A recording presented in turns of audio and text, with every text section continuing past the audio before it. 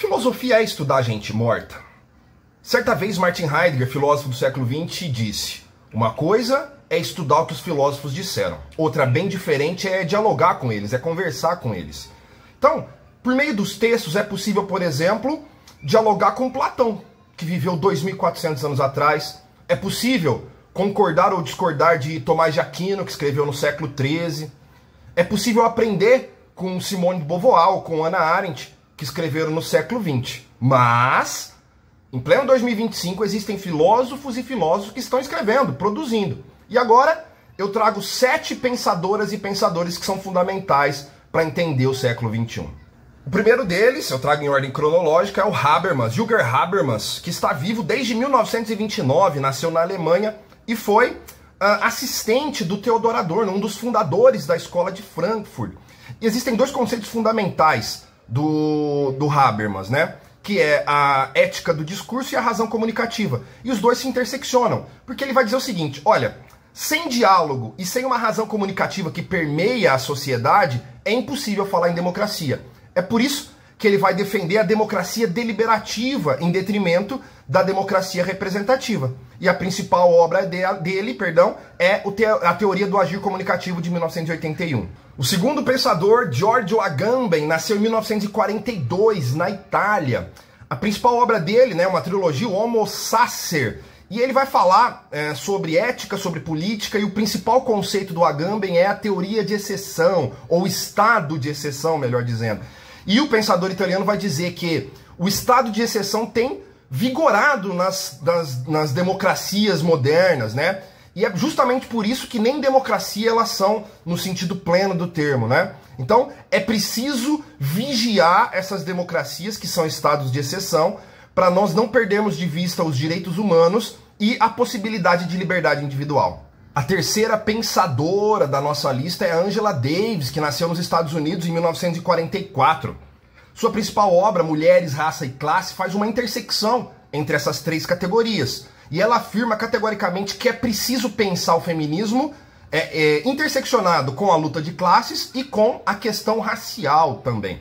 Uma das frases mais conhecidas da Angela Davis é a seguinte: não basta não ser racista, é preciso ser antirracista. O quarto pensador é o esloveno Slavoj Žižek. Slavoj Žižek, isso.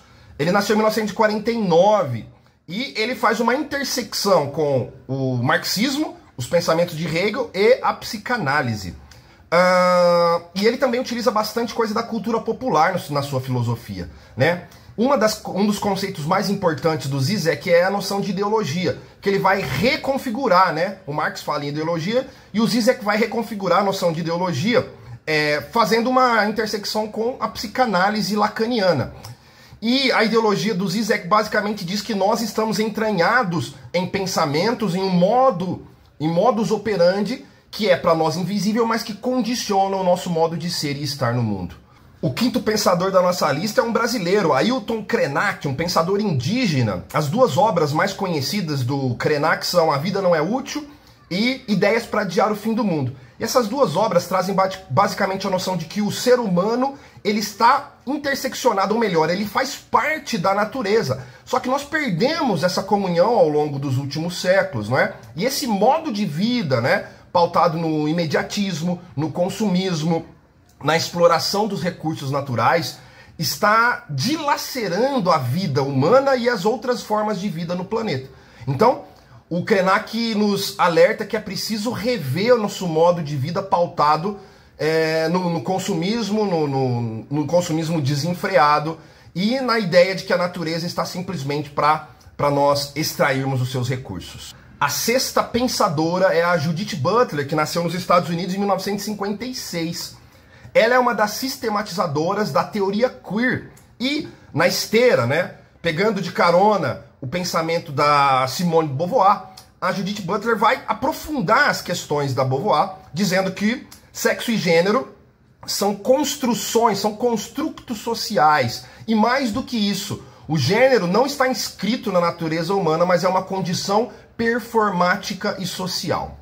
E o sétimo e último pensador, um pensador camaronês, Achille Mbembe. Ele nasceu em 1957, né, em Camarões, como eu disse. E o principal livro dele também é o principal conceito, necropolítica, né? O próprio termo já indica, né? A política de morte. A necropolítica é basicamente o poder de ditar quem deve e quem não deve morrer, quem pode e quem não pode morrer. Isso, claro, primeiro passa pelo Estado, né? O Estado e a violência estatal, que mata, sobretudo, as pessoas periféricas. No Brasil, por exemplo, as pessoas negras, as pessoas trans. Mas mais do que isso, né?